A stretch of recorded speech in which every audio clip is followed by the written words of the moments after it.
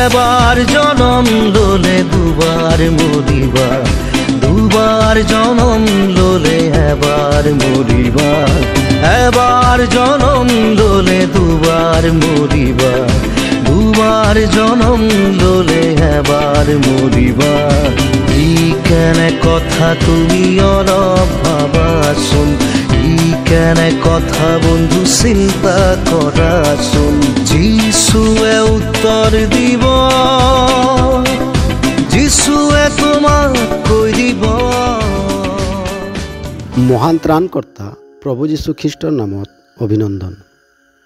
পবিত্ৰ বাইবেলৰ যোহানে লিখা শুভবাৰ্তা 16 অধ্যায় 13 পদত প্ৰভু যীশুৱে এইদৰে কয়, কিন্তু সত্যৰ আত্মা যেতিয়া আহিব, তেতিয়া তেওঁ আটাই সত্যলৈ তোমালোকক পথ দেখুৱাই নিব। কিয়নো তেওঁ নিজৰ পৰা নক'ব, কিন্তু যিহকে শুনিব তাকে ক'ব, আৰু তোমালোকক ভৱিষ্যত কথা জনাব। পাপী মানুহৰ মুক্তিৰ বাবে ঈশ্বৰে এটি যোজনা প্ৰস্তুত কৰিলে।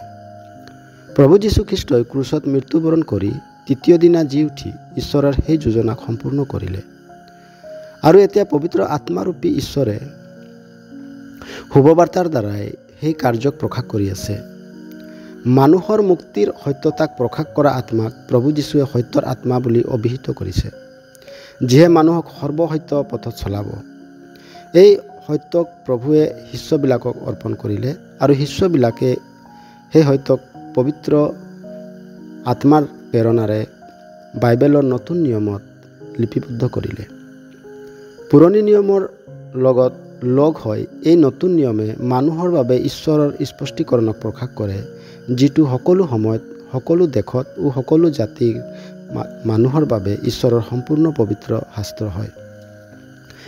যিকোনোৱে ঈশ্বৰৰ এই স্পষ্টীকৰণক অৰ্থাৎ সেই সত্যৰ শুভবাৰ্তাক বিশ্বাস কৰি প্ৰভু যীশুক প্ৰভু ও মুক্তিদাতা ৰূপে গ্ৰহণ কৰে, তেন্তে সেই মানুহে পাপৰ ক্ষমা লাভ কৰি পৰিত্ৰাণ পায় আৰু ঈশ্বৰৰ লগত তেওঁৰ সহভাগিতা স্থাপন হয়।